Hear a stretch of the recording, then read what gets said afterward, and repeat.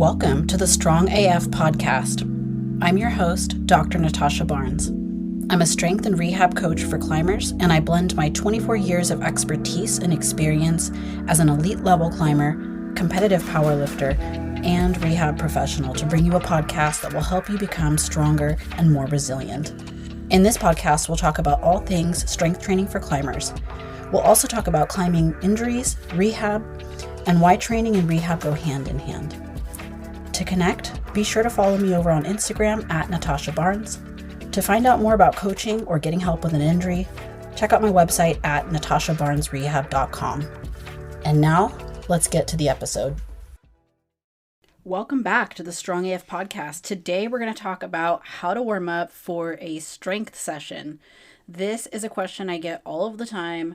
I have a whole entire resource dedicated to how to warm up for my one-on-one clients and any clients that are in any of the programs that I offer, but I thought I would make a specific episode on it just for all of you because I do get these questions sometimes in my Q&As as well. Warming up is important for strength training, obviously. It doesn't need to take a long time or be complicated, but you do need to do it.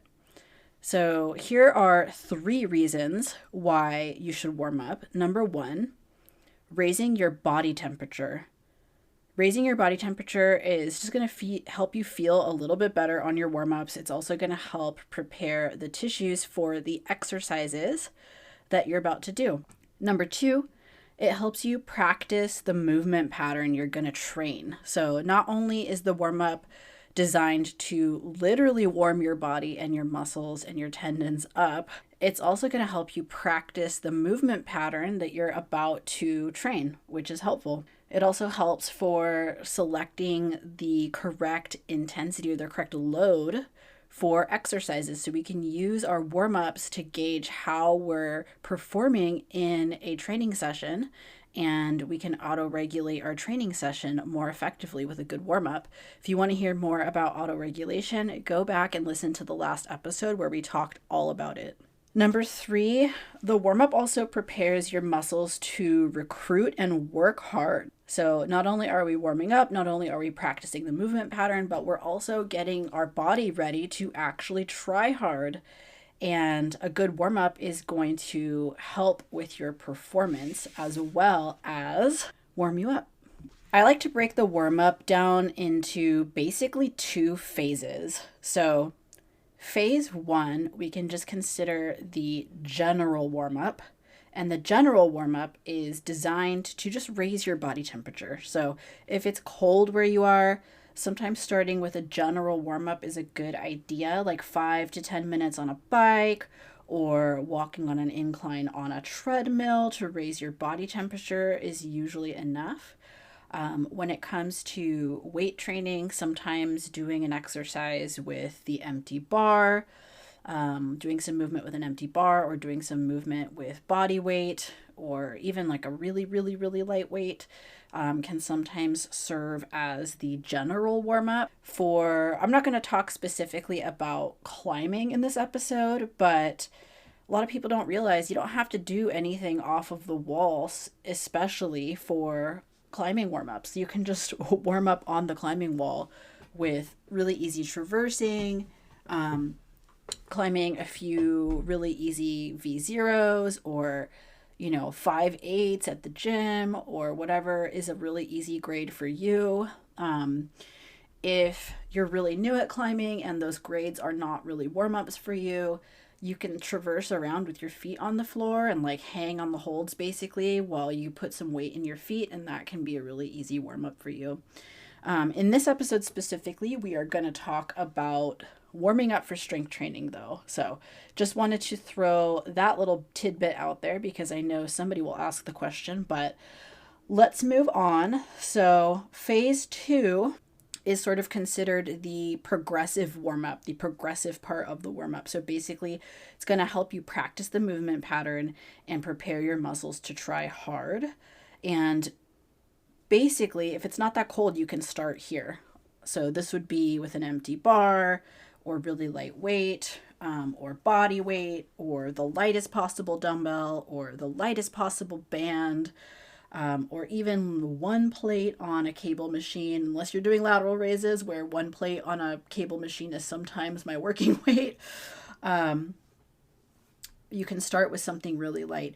The only exercise where sometimes it doesn't make sense to start with like an empty barbell is like a deadlift, because if you did the deadlift movement with just an empty bar and the bar was just sitting on the floor, it would change your mechanics a little bit, and it would be a little bit harder range of motion wise to get down to the bar, and you wouldn't be getting in the exact same position that you would for like a normal deadlift, like a conventional deadlift or even a sumo. So for deadlift warm-ups, I usually recommend starting with a bar plus some bumper plates, or elevating the bar off the floor in some way so that the bar is about 7 inches off the floor, so that you can start in the normal position that the bar would be in when you're doing a normal deadlift with bumper plates or regular sized weight plates.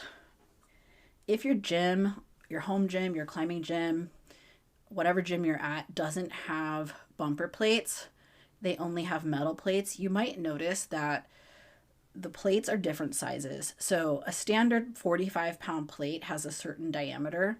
Most bumper plates, so the rubber plates that you can use, or calibrated weight plates, not all of them, but most of the bigger ones, are going to be about that size. If you go to a gym that has different sized weight plates that are steel or metal, sometimes the weight plates will be different sizes, and the only weight plate that's like the standard size is the 45-pound plate. So if starting with the 45s on the bar for you for a deadlift is not a warm-up weight for you, because that would be 135 pounds for a standard barbell and standard 45-pound weight plates.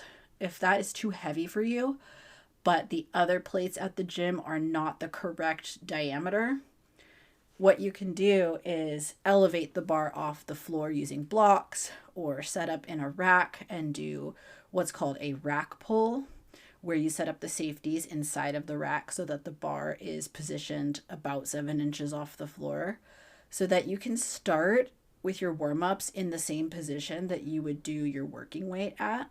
For some people, they might not even be working up to 135 pounds on a barbell.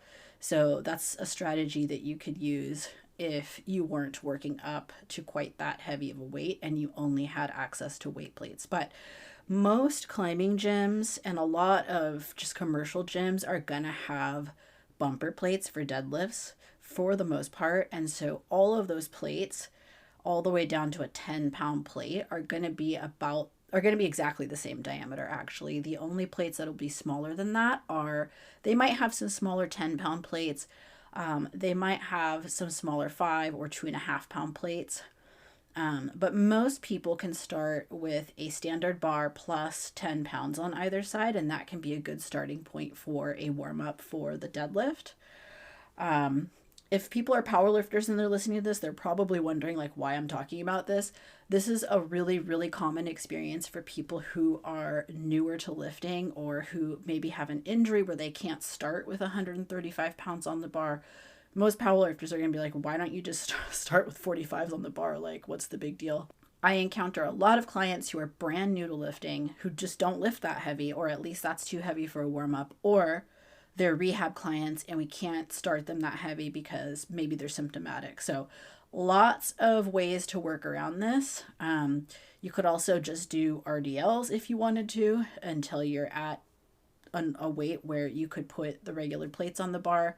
But it's a slightly different movement. Sometimes it's a slightly different position. So the other strategies that I was just mentioning are really good strategies for that.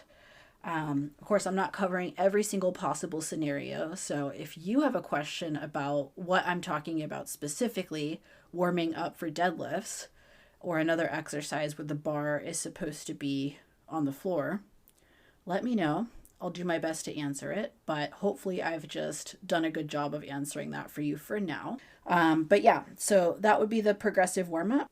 Basically, you'll start with a really light weight, an empty bar or body weight on whatever exercise you're doing, and progressively heavier until you're at your working weight for the day or your target intensity. So like whatever RPE you're assigned for that day in the workout, depending on how that's being programmed for you. If a variation is prescribed, like a pause squat, for example, warm up using that variation as well. Or like a pause deadlift, or there's like so many different variations.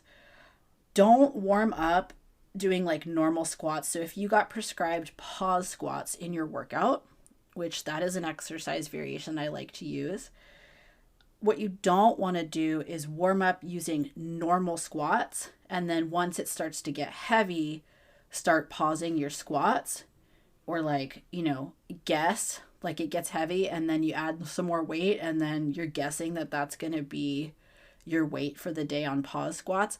That's the worst possible thing you could do, because it's not going to allow you to auto-regulate your training session for the day, because you're not getting accurate information of what that pause squat is going to feel like for you when it gets heavier. And sometimes if you do that, you'll go up to the next weight and then you start pausing, and it becomes much more difficult because now you're pausing it and you're adding a component that makes the exercise more difficult. So a pause squat is going to be technically harder to perform than a regular squat, because you have to stop and maintain tension at the bottom of the squat when you're at parallel or just below parallel, and you have to stop your momentum and then you have to stand up again. So it's harder than a normal squat. So when you're warming up, you want to warm up with pauses the whole time, even if it's the empty bar. That way you can A, practice the movement pattern that you're about to train, and B, you can be more accurate at assessing how you're performing that day and how things are feeling, and it'll be easier for you to hit your RPE target for that day.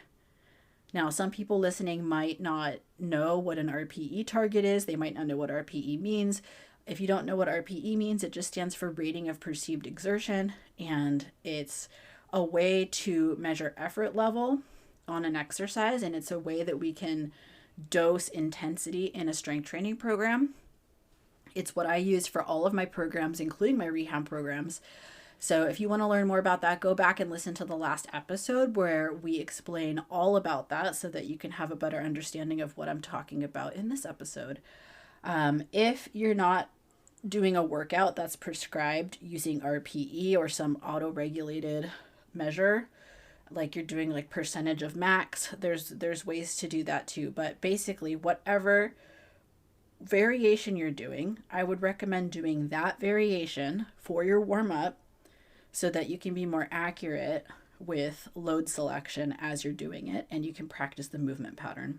I also recommend sticking to the prescribed rep range for that exercise and increasing weight with that rep range so that you can judge your RPE more accurately. Now, in the very early warm-ups, maybe you're going to do more reps. Like if you're getting prescribed a set of 4 on squats or something like that, maybe you don't want to start with sets of 4. Like you could start your empty bar squats or whatever you're going to start with more reps in that to like raise your body temperature and get a little bit better of a warm-up going. But after your like first or second warm-up set, you probably want to start doing the actual rep ranges that you're going to be doing for that exercise, because A, it's going to be less fatiguing, and B, it's going to help you be more accurate with your RPE. If you're doing like sets of 8 the whole time for your warm-up, but you're supposed to be doing sets of 4, then once you start getting towards the heavier weights towards the later warm-ups, it's going to be really hard for you to judge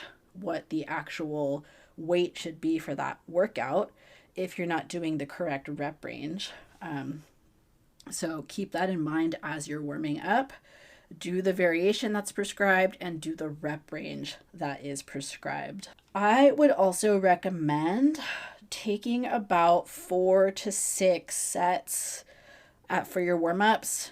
Maybe a little bit, maybe there's some wiggle room there for some people, depending on the exercise. Like if you're very, very new to weight training and you're not loading very heavy, like you're not putting a lot of weight on the bar because you're new to the exercise and you can't, you might have to do less warm-up sets to get to your target weight because your target weight is just a little bit lower. So an example of that would be like, let's say you're doing a barbell overhead press and you're new to the movement, and maybe your working weight is like 50, 60 pounds. I mean, you could take 4 to 6 sets to get there, but it might be difficult to do that based on the weight plates that your gym has. So you may need to take less jumps. Or, example, this is like something that literally happened to one of my clients last week is I gave one of my clients lateral raises, dumbbell lateral raises. They have shoulder pain and they're brand new to weight training, so they're not able to go very heavy on that exercise. And that's also normal. Like lateral raises are pretty challenging. So most people aren't going to be going mega heavy on those. Like I literally do them with 10 pounds if I'm doing like 10 or 12 reps generally. So a client of mine wasn't doing more than I think they were doing 7 pounds on them, or maybe even lighter than that. And the only dumbbells they had available to them were like a 3 pound dumbbell, a 5 pound dumbbell, and a 7 pound dumbbell. So obviously, they're not going to have very many options. So they're going to start, maybe they do just body weight, so just with their arms for the first set, and then the 3 pound dumbbell for their second set, and then the 5 pound dumbbell for their third set, and then they're already at their working weight. So in cases like that, you may not be able to do 4 to 6 sets. In other cases, if it's a new exercise for you or a new rep range or something like that, or you're just going really, really heavy and you have a personal preference to do smaller jumps and do more warm-up sets, then maybe you can do more than 6. So 4 to 6 isn't like a hard and fast rule. It's just like my general recommendation for people. You can do more or less depending on your situation and your preferences, but the main thing is we want to reduce fatigue in your warm-ups. So you want to make sure that you're not doing tons and tons of reps on your warm-ups because they're designed to warm you up. They're not necessarily part of the workout. We're not trying to get you fatigued by the time you get to your working sets. So keep that in mind as you're working on building a warm-up for you. Another way that you can do this is if you know your target weight for your workout for the day, you can divide your warm-ups in even increments, and it could be a good starting point, but your actual warm-up process is probably going to be a little bit more individualized to what feels best or what prepares you to lift heavy and have a productive training session. And sometimes it can take a few sessions to figure that out. What's a good warm-up strategy for you after you've been exposed to the exercise a little bit more. So one strategy that you can use is to basically like do sets of X, sets of whatever the prescription says, all the way up until you get to something that feels like an RPE 5 or an RPE 6. An RPE 5 is going to be a set where you can do all of the reps, but you feel like you've got about 5 more reps left in the tank before you might fail. An RPE 6 would be a set where you could do all of the reps, but you think you'd only have maybe 4 more reps left in the tank before you'd fail. And then from there, like let's say the prescription is to get to RPE 8, which is a set where you can do all of the reps, but you've only got 2 more reps left before failure. Then what you can do from there is add like 5 or 10% to the bar, which should get you pretty close to an 8. And if it doesn't get you there, you can kind of fine tune from there is one strategy. Keep in mind, we talked about this last episode, but adding about like 3 to 8% to the bar will generally increase the RPE by 1 point for most people. So you can also use that as a guideline. So you can rate your last warm-up set or two on the RPE scale, and based off of that, decide how much weight you're going to add to the bar, somewhere between like 3 to 8% or something like that, to get you to your target intensity for the day. That sounds a little confusing, but I'm going to give you some more examples later. The very first session that you do if you're new to training, or if you're doing a new exercise, or a new rep range sometimes, the very first session can be the most difficult because you don't have any prior sessions or experience on that exercise or that rep range or whatever to base it off of, and it can take a little bit of calibration. But you'll get the hang of it after a few weeks of doing an exercise and a few weeks of practicing and calibrating the warm up for yourself. Here are 3 sort of general options that you have when it comes to designing a warm up for yourself for a weight training exercise. This is not all possible variations of warming up. These are just a few suggestions until you sort of have your warm up routine down. I do recommend standardizing your warm up routine. So once you've had some exposure to the exercises that you're training, or if you already have experience and exposure with those exercises, it makes a lot of sense to standardize your warm-ups, because if you do basically the same weights every single session as you're warming up, and these should be, the right weight to actually warm you up, but not so heavy that they could potentially end up being like work weights or working sets for the day. And that might change based on how heavy you're going and the rep range or the variation. But if you standardize your warm up, then you know how those weights are going to feel on a good day. You know how those weights are going to feel on a bad day. And you know how those weights are going to feel on any given day in the middle. And then you can use that as information for deciding what weight to work up to for your exercise. And if you're brand new to training, this is probably something that's going to change a lot as you get stronger. You're probably going to be increasing the load that you're able to lift. So your warm-ups might change, the jumps that you take, the increments might be larger. There's a lot of moving pieces. If you're brand new, lots of things change. For someone who has a little bit more experience with weight training, where they're not increasing the weight by like 20, 30, 40 pounds every session, which is really common for beginners.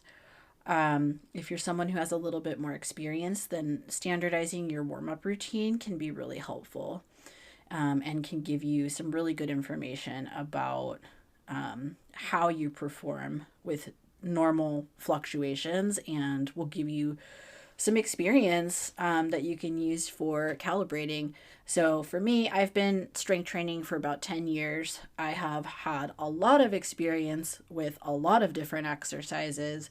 So I pretty much have a standardized routine that I use to warm up for almost any exercise, and things like squat and deadlift that I'm doing, and bench press that I'm doing really regularly in my training because I do them for powerlifting. I compete in those exercises.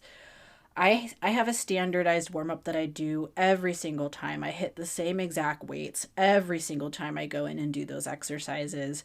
And because I've been doing that for pretty much years, I have a pretty good idea of how I'm going to be feeling that day based on how those warm-ups are feeling. And so that's a really important practice. But I want to give you some examples of some things that you can do for warming up. So number 1 is just a progressive warm-up.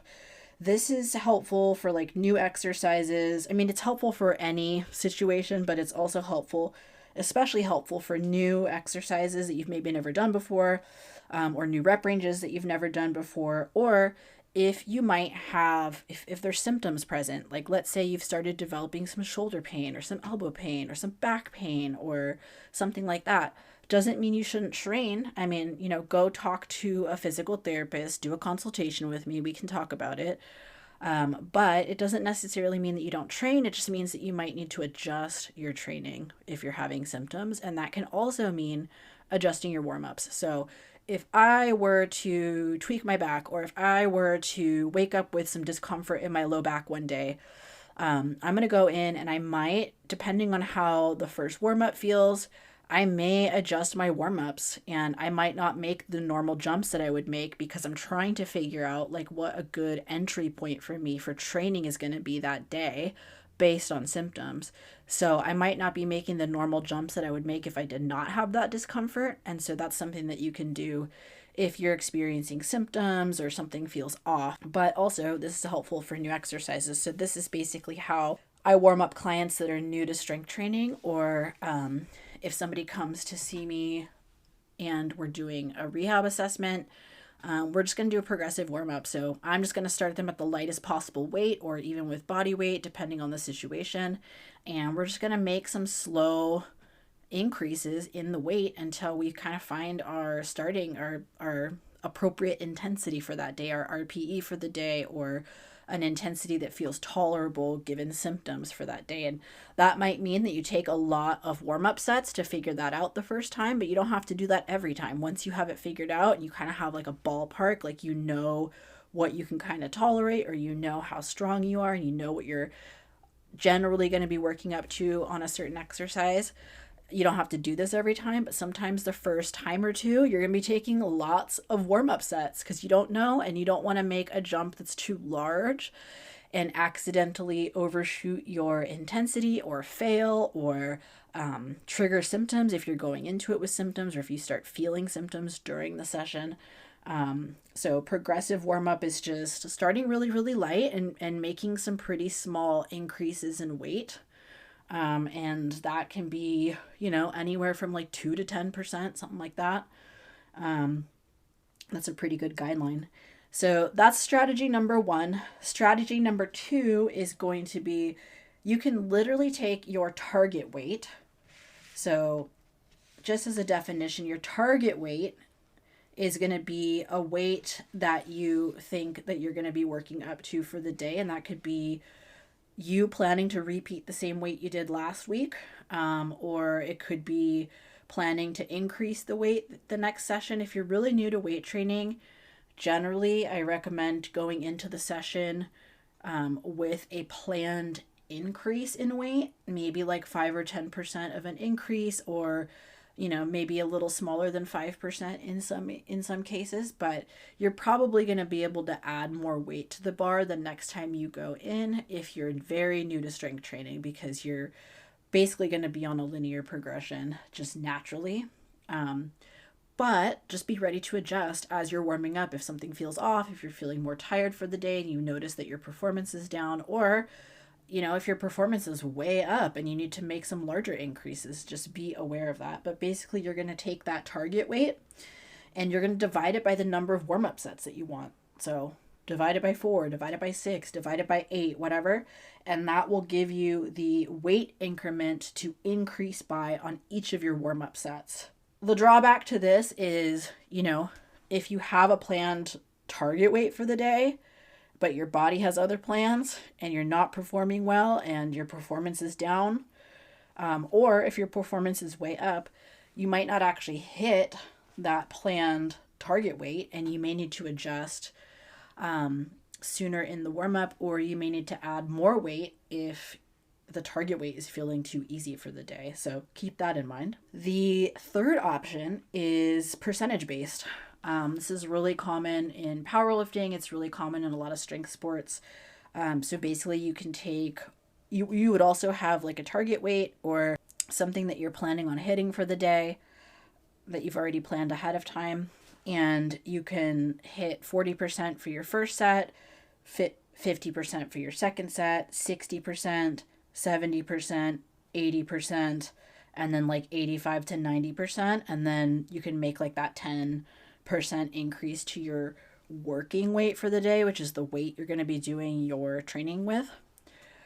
Same drawbacks there. I mean, if your performance is down, those percentages, or you're at 100% or even your 90% might not be accurate. Like, you should be prepared to adjust by the time you get around like 70-80%. You should know like if that weight is going to be in the cards for you that day. I wouldn't just do those warm-up sets and like not pay attention to them. You should do them and then pay attention to how you're performing. Take a video, look at the bar speed, or look at the speed with which you're performing the exercise.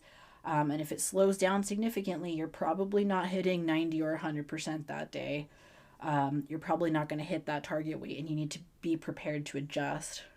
Or if you do hit the target weight, you hit what's supposed to be, 100% of your target weight, and your performance is up and it flies, it's really easy. Be prepared to add more weight so that you're reaching the appropriate intensity for the day. When I'm talking about these percentages, I'm not necessarily talking about 40% of your estimated 1 rep max or 40% of your 1 rep max or whatever percentage we're talking about here. I'm talking about, these are percentages of your target weight for that exercise.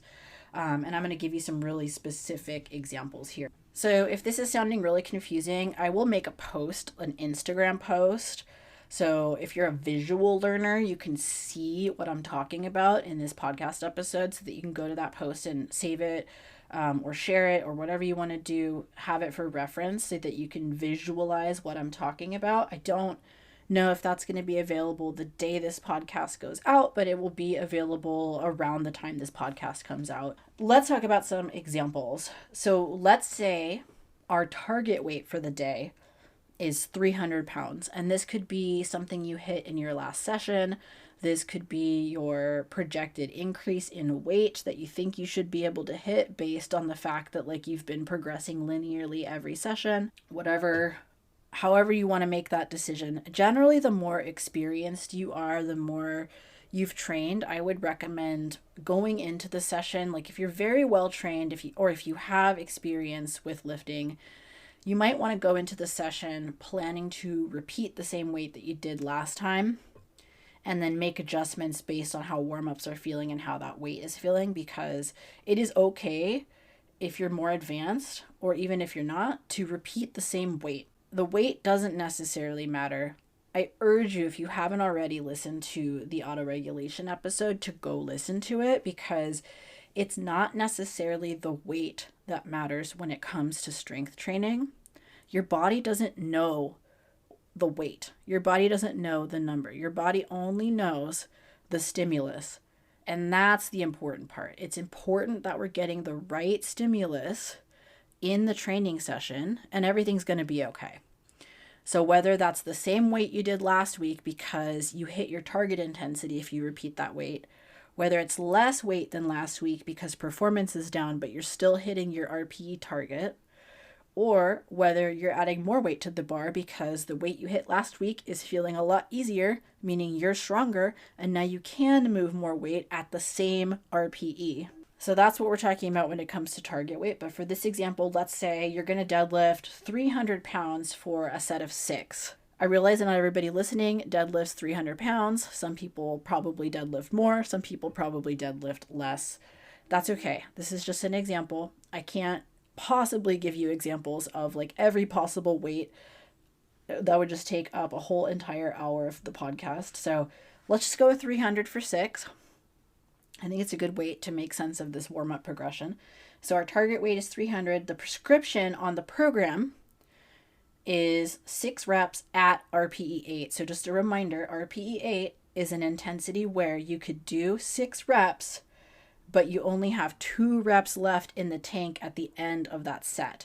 So you can do 6 reps, but you think you've only got 2 more reps left in the tank before you might fail. So essentially kind of an 8 rep max intensity, but we're only doing it for 6, leaving those 2 reps in reserve. Hopefully that makes sense. If it doesn't, go listen to the auto-regulation episode. So that's the prescription. Just another definition. I feel like I've already said this before, and I'll probably say it again. Working weight. When I say working weight, that means the weight that's not considered part of the warm-up, but is part of the main training session. So the weight that you're going to be training with after you've warmed up, which we're estimating in this example to be 300 pounds. The one method that we can use is target weight divided by number of warm-ups that we're going to be doing. So, or number of sets that we want to do to get to that weight. So in this example, if it's 300 pounds, we could divide 300 pounds by 6. That would give us 50 pounds. And so those are the increments we're going to use. We're going to start with 50 pounds, which would be weird on a deadlift actually, like unless you have 5-pound bumper plates, but this is just an example. So you would start with 50 pounds on set 1, 100 pounds on set 2, because we're going up by 50-pound increments, 150 pounds on set 3, 200 pounds on set 4, and here's where you need to start paying attention probably. Maybe even sooner, but definitely by now. 5th set, 250 pounds. You need to be asking yourself, how hard does this feel? After I do the set of 6, how many more reps do I think I can do here? So that you can adjust. If it's feeling really heavy, if it's looking really slow on video, you might need to adjust and not actually proceed to 300 pounds. You may need to make a smaller jump if it's feeling like your performance is down that day. If not, The sixth set can be that 300 pounds. And then you do that for 6. And if that feels like an RPE 8, it feels like you can do the 6, you do the 6 reps, and it feels like you've only got 2 more reps left in the tank before you might fail, then you've hit your target intensity, and that's your working weight for the day. If you hit that and it's feeling much harder, you do it, and let's say you've only got 1 more rep left in the tank, or you've got no reps left in the tank, and that was the hardest you could possibly try. Or, worst case scenario, you only get 5 reps. You don't even get the 6 reps. That's it. You don't need to take weight off the bar to find the actual RPE 8. You already overshot, and you just move on. If you have another set prescribed at the same intensity, then you can take some weight off of the bar to find your RPE 8. Or if you have, percentage back off or whatever, you can move on to those sets. If you overshot, you might want to take more weight off the bar than the prescription says. But if you felt like that was right on target, great. That's your working weight for the day. And you hit it and you were accurate. Congratulations. If you hit that and you're like, it felt pretty easy, it was moving really fast, it felt like I definitely had 3 or more reps left in the tank, then you're probably going to want to add some weight. Somewhere in that 3 to 8% range is probably what you're going to want to add, so that goes up by 1 RPE point and that you hit your accurate target intensity for the day. So hopefully that makes sense. That's one option. The other option is the percentage-based option that we talked about. So hitting that 40%, 50%, 60, 70, 80, 90, and then your working weight or the target weight, if you're feeling that like that's going to be accurate for you. So if we are assuming that we're going to hit 300 pounds for the day, our first set on this percentage-based option is going to be 120 pounds because that is 40% of 300 pounds. Our second set is going to be 150 pounds because that is 50% of 300 pounds. Our third set is going to be 180 pounds because that is 60% of 300 pounds. Our fourth set is going to be 210 pounds because that is 70% of 300 pounds. Our fifth set is going to be 240 pounds because that is 80% of 300 pounds. And our sixth warm-up set is going to be 270 pounds because that is 90% of 300 pounds. Probably around those last 2 sets is when you're going to be really wanting to pay close attention to how you're performing in the warm-up. Because if those are moving slower than expected, or those are feeling like you're getting pretty close to RPE 8, you're going to want to pay attention to that so that you can make an adjustment, and perhaps we don't hit 300 pounds that day, or perhaps 270 is actually your RPE 8 for the day. Or if you do hit 300 and it's feeling a lot easier than it should, you have more than 2 reps left in the tank, then you're going to want to be prepared to go up a little bit. So that's how I would approach that situation. And remember, like I discussed before, this is percentage of target weight for this example. It's not percentage of your 1 rep max. It's not percentage of an estimated 1 rep max in this example. These are some examples that you can do. The way that I would do it is sort of more of a progressive loading way, which is one of the examples we described earlier, which I didn't give you an example of here. But personally for me, I know what deadlifts feel like. I know what sets of 6 should feel like. If I thought I was going to be working up to 300 pounds for the day for a set of 6, my personal workout isn't based on any math. It's not based on target weight divided by number of warm-ups. It's not percentage based. It's literally my personal preference of warm-up, and it might look something like this. If we're using pound plates, if we're using kilo plates, it looks a little different because the weight increments are a little bit different with kilo plates, which I've been doing more I've been doing more of that recently because I compete with kilo plates, and so I want to warm up with kilo plates because they do have a slightly different feel. They're thinner and heavier than pound plates. But if I was doing this in pounds, what that would look like for me is set one, I'd probably hit a set of 6 at 135, which is just the 45s on either side. I would hit my second set probably around 185, or I might jump straight to 225 if I'm feeling pretty good. If I didn't jump straight to 225 for the second set, I'd probably do that as a third set. And then potentially jump to 250 or 275, depending on how I'm feeling. If I jumped to 250, I'd probably hit 275 for a fifth set. And then because I'm getting pretty close to 300, I might do something like 285. And then I would jump to 300 from there. Or if I was feeling really good, I'd probably just jump from 275 to 300. And that is just something that I've built for myself personally, based on my experience with deadlifts and based on what feels good for me as a warm-up. And that would be more of like a progressive loading example of for warm-ups for the deadlift. So hopefully those examples make sense to people. I will try to make a post for this for the visual learners, but basically based on how your last warm-up set or two feels, you should be able to gauge how you're performing that day and make an accurate jump to your working weight.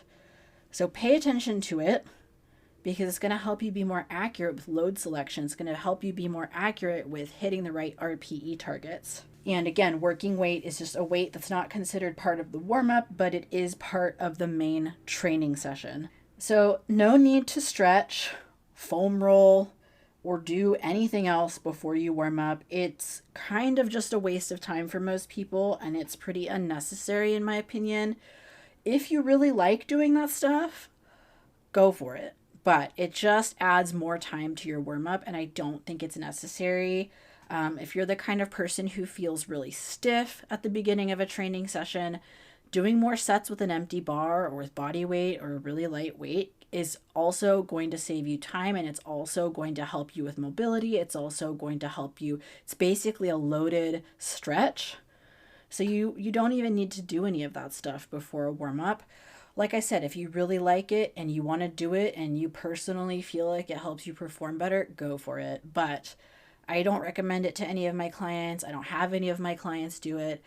Nobody's gotten injured on their warm-ups when they don't do that. So it's just not necessary. And especially if you're somebody who's pressed for time in the gym, I would recommend skipping that part. And that's a lot of the pushback I get from climbers. They don't want to spend too much time in the weight room, which is understandable because we're doing it to support climbing. We're doing it for general health.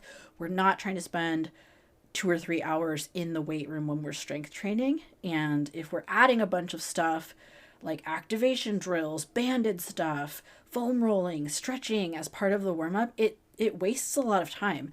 And you can be accomplishing all of the stuff that's being accomplished by doing that by just doing a warm-up with an empty bar or with body weight, and then progressively loading your warm-up. You can take more warm-up sets with the lighter weight if you need to, if it's really cold, if you're really a particularly stiff person. Some people who are like very, very stiff might notice that like they're not able to hit depth on their squat initially at the beginning of the warm-up, but as they warm up more and the weight gets heavier, they're actually able to get low enough on their squat or whatever exercise they may be doing. They can get into more of that range of motion in the later warm-ups. And it's not totally necessary to like stretch or foam roll or do anything like that before the training session. Yeah, I mean, for example, squatting with just your body weight or the empty bar is like the best warm-up for squatting. And this goes for like any movement as well. It's more specific to what you're about to do. It allows you to practice the skill at lighter loads, and it's still going to warm you up. It's still a loaded stretch. It's still going to activate you. It's still going to mobilize you. If you really like stretching or foam rolling and you really want to do it, especially if you like to be a little bit more aggressive with it or you're on some type of mobility program, I would recommend doing that at the end of the workout. Here are some general tips from the episode and my recommendations. So Number one, standardize your warm up. We already talked about why. Once you've gotten some experience with an exercise, you should be able to standardize your warm up, and it's going to help you because you'll be hitting about the same weight every single time you go into the gym, and you'll get a sense of what that feels like on a good day, a bad day, and anywhere in between. And it helps you be more accurate with your RPE because you know how things are going to feel, And sometimes you'll surprise yourself. Like sometimes it can internally feel really bad to you because you're just feeling some type of way that day, but you can still perform really well. So I've had sessions where I've gone in and 275 on this deadlift does not feel as snappy or as good, smooth, as easy as it normally does. And when I look at a video of myself doing it, I'm like, it's actually moving like totally fine. It looks normal. It just feels different internally for some reason today. And then I'm able to kind of proceed to my normal workout and my normal working weight, and it's totally fine. Sometimes the opposite can happen. Things can feel really good, and then by the time you get to your last warm up or your working weight, it's not feeling good. So you can just get a little bit more experience and make some better judgment calls if you standardize your warm up. And I feel like this goes for anything. I feel like this goes for hangboarding as well. I feel like this goes for climbing sessions. When I climb, this is why I love board climbs, because you can use boards to warm up for your climbing session and get a sense of how you're feeling and how you're performing that day. When I do a moonboard session, or even if I'm not doing a moonboard session, sometimes I'll still warm up on the moonboard or the tension board or the kilter board. I sort of have a standardized warm up that I do for the tension and the moonboard, which are two boards that I have the most experience with.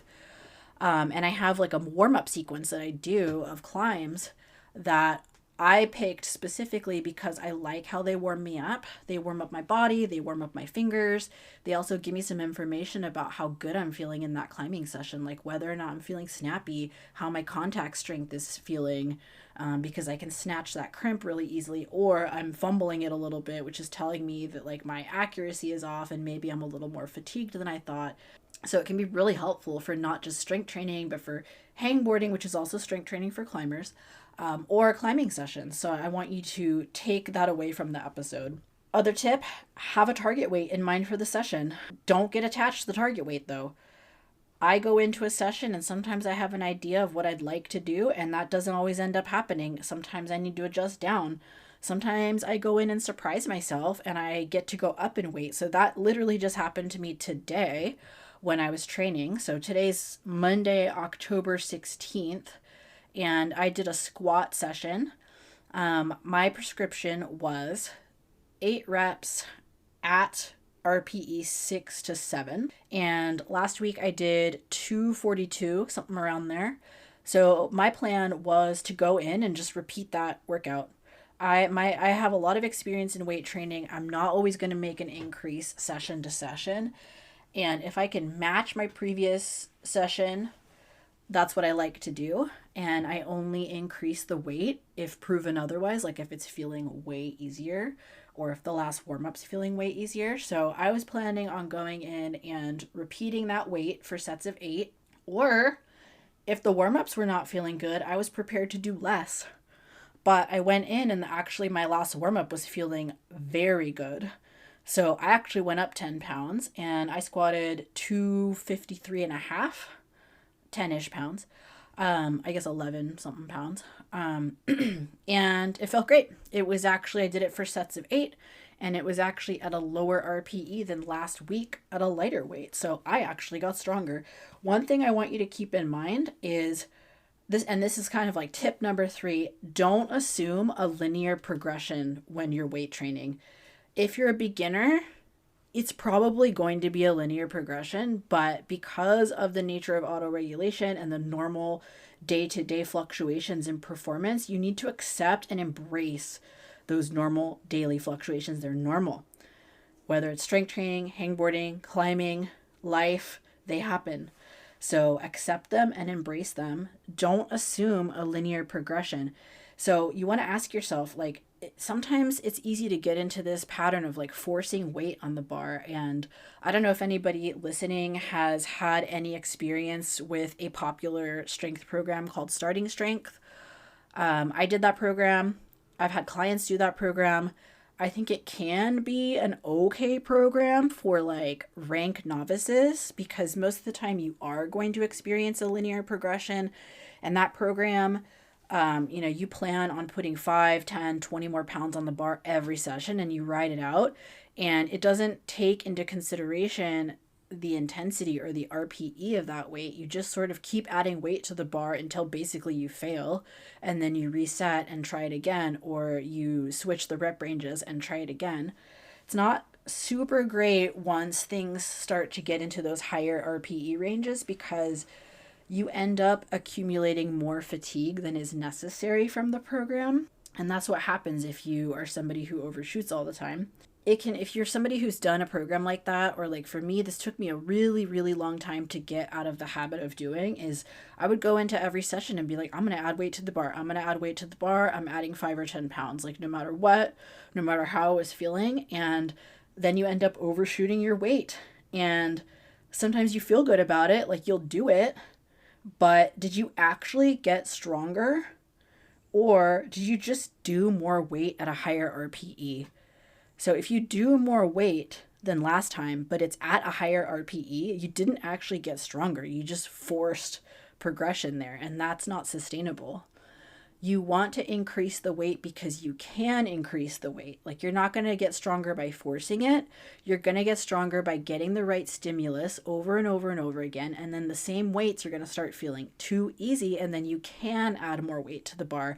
And that's a better way of looking at it than assuming a linear progression. So keep that in mind. So this week for me, I actually went up 11 pounds on my squat and it was at a lower RPE. So I can be sure that I actually got stronger.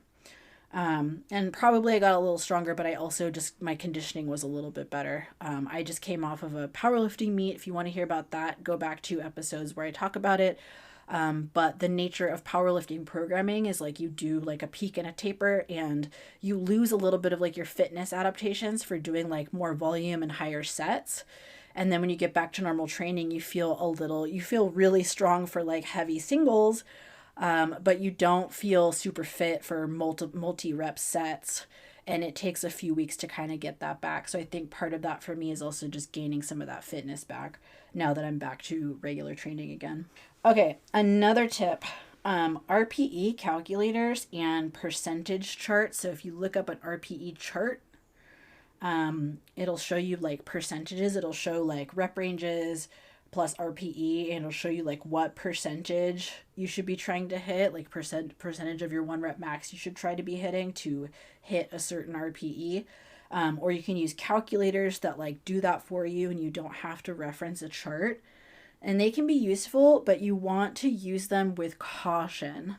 So I will tell my clients about these RPE calculators, but they really only ballpark the weight, because if you're going by the RPE calculator, if you're going by RPE charts, you're not actually auto-regulating because you're not paying attention to how things are moving, how things are feeling, how you're actually performing in the session, which are things that you need to look at in order to be accurate with RPE. You're using a calculator. And so it's the same thing as using a percentage of your 1 rep max for prescribing training. So they're helpful, but they're just ballpark numbers, and you should be prepared to adjust up or down based on how things are, how you're performing in your warm-up session. But they can be helpful.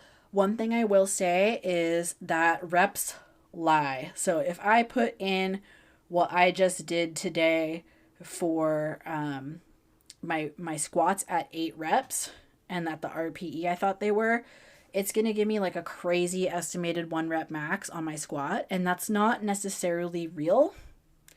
It's not super accurate. It's, based off of a formula. It's doesn't mean I can actually squat that. And so if I'm using like a high rep set to calculate like a low rep set, sometimes it's going to be wrong. Like, if I just switched from doing sets of 8 and I go to a program that calls for singles or something like that, and I use my last training session and I plug it into the calculator to be like, okay, well, what should I hit today? It's going to give me some number that might not be accurate. And that's because those normal daily fluctuations. It's also because I haven't maybe been practicing heavy singles. It can be lots of different reasons, but I want you to make sure that if you are using RPE calculators, you take it with a grain of salt or several grains of salt, because it's just going to ballpark you. And especially if you're basing it off of high rep sets, it's not going to be super accurate and it can be way off. So you still want to make sure that you're paying attention in your warm-ups if you're using those calculators, or adjust. For some people, the calculators can be accurate, for other people not.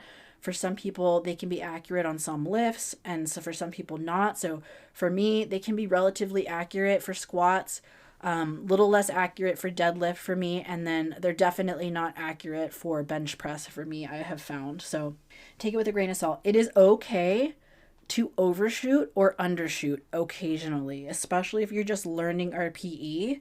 You're going to make mistakes, and it's the only way to learn. And the only way you're doing it wrong is if you're not using that experience as a learning experience and learning from that overshoot or that undershoot. It's okay if that happens every now and again. It happens to even really experienced people like myself. I will overshoot sometimes and I will undershoot sometimes, and that's okay. It's definitely far better to undershoot than it is to overshoot, because if you undershoot, that's okay. It's probably still, as long as it's not a huge undershoot, it's probably still enough to get you stronger. And if you overshoot chronically, so someone who overshoots chronically risks hitting a wall a lot faster in their training and stalling progress, because you're going to be accumulating too much fatigue. You're going to be making your training sessions less recoverable. And I think a lot of times if people really love training and they love trying hard, they kind of err on the side of like overshooting, because we all think like, well, more is better, right? Like if I do more, that's going to be better. The only thing that you're going to get by overshooting chronically is you're going to get more fatigue, which is going to make it harder to recover. It's going to make it so you hit a wall faster and the program stops working. Or, and that's best case scenario. Worst case scenario, you push yourself to a potential injury. So we want to keep an eye on that. If you are someone who chronically undershoots, like I said, as long as it's not a massive undershoot, it's still okay. You're probably still going to make progress. You might just make slower progress than is really necessary. So we want to try to be as accurate as possible.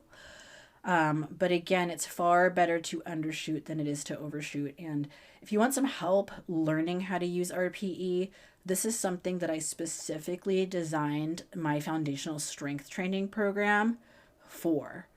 It's a 10-week program, and we take you through, you get experience with different RPEs, different rep ranges. We also do a RPE audit in the program so that you can calibrate your RPE so that you can get better at the skill of auto-regulating, because it is a skill that needs to be learned, but research does show it's learnable, and most people can learn it within a few degrees of accuracy. Like we can be pretty accurate with it and benefit from the system, even if we don't have total precision with it. And that is okay. So if you want to learn more about that and you're a climber, the foundational strength training program is perfect for you, because that program is geared towards teaching people how to auto-regulate. Okay, that is the episode. We talked about some strategies for warming up, why it's important to warm up. We talked a little bit more about how to use auto-regulation as part of your warm-up. If you guys have other questions about warming up, feel free to leave a question. If you're listening on Spotify, you can leave a question right on the episode. If not, go ahead and reach out to me on Instagram at Natasha Barnes, or you can email me through my website if you have any questions. If you're interested in joining the Foundational Strength Training Program, you can find information for that through the link in my bio on Instagram, or in the show notes here, or even on my website. Same thing, if you want to do a consultation for your injury and get some help with that, or talk about how to train around an injury or how to train with an injury, get on the schedule, book in a consultation. You can do that in the link in the show notes, the link in my bio on Instagram, or through my website. Thanks again for listening. Thanks again for being here. I really appreciate all the listeners. I really appreciate all the shares. Tell your friends about the podcast. Share it on your Instagram and tag me. I really, really appreciate it. It really helps. And thank you for everyone who has come to listen to this podcast. I will catch you in the next episode.